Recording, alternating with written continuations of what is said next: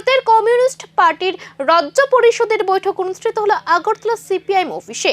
বৈঠকে উপস্থিত ছিলেন কেন্দ্রীয় সিপিআই নেতা ও ত্রিপুরার অবজারভার পল্লব সেনগুপ্তা এবং রাজ্য সিপিআই সম্পাদক মিলন বৈদ্য সহ অন্যান্য নেতৃত্বরা। বৈঠকে রাজ্যের রাজনৈতিক পরিস্থিতি, জল সমস্যা এবং সংগঠনের ভবিষ্যৎ কর্মসূচি নিয়ে বিস্তারিত আলোচনা হয়। সাংবাদিক সম্মেলনে নেতৃত্বরা একাধিক নতুন আন্দোলনের রূপরেখা ঘোষণা করেন। নেতৃত্বদের দাবি, রাজ্যে সাধারণ মানুষের সমস্যা ক্রমশ বাড়ছে এবং সে বিষয়ে সংগঠন আগামী দিনে আরো বৃহত্তর আন্দোলনে নামবে।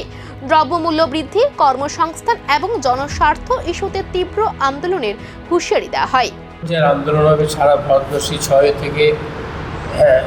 আগস্ট থেকে 15 আগস্ট পর্যন্ত। আলটিমেটলি তার কালমিনেট হবে 28শে সেপ্টেম্বর দিল্লি চলোর মধ্যে দিয়ে।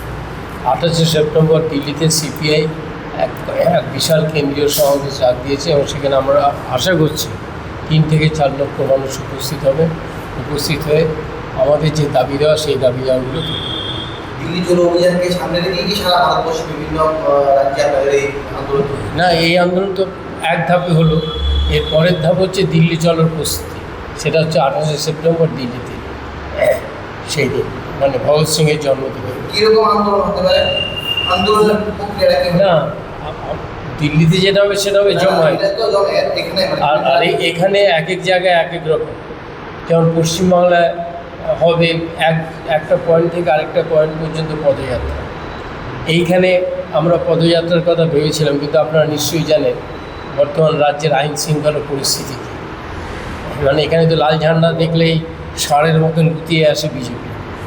সুতরাং আমরা কোনোরকম কনফ্রন্টেশনে যেতে রাজি নই, উল্টে আমরা মানুষের সামনে আমাদের দাবি দেওয়াগুলো তুলে ধরতে। সেই অর্থে আমরা আগরতলা রাজ্যের রাজধানী আমরা ভেবেছি যে এইখানেই লাগাতার 6 দিন আমরা, এই 9 দিন আমরা এতে বসবো, অবস্থানে বসবো এবং সেই অবস্থানের মধ্য দিয়ে আমরা আমাদের প্রতিবাদ জানাবো।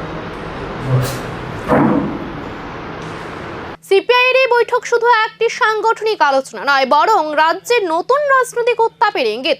ঘোষিত আন্দোলন কি সত্যি রাস্তায় জনতার ঢল নামাবে, নাকি রাজনৈতিক ক্যালেন্ডারের মধ্যে সীমাবদ্ধ থাকবে? এখন সেই প্রশ্নের কৌতূহল বাড়ছে ত্রিপুরার রাজনৈতিক মহলে।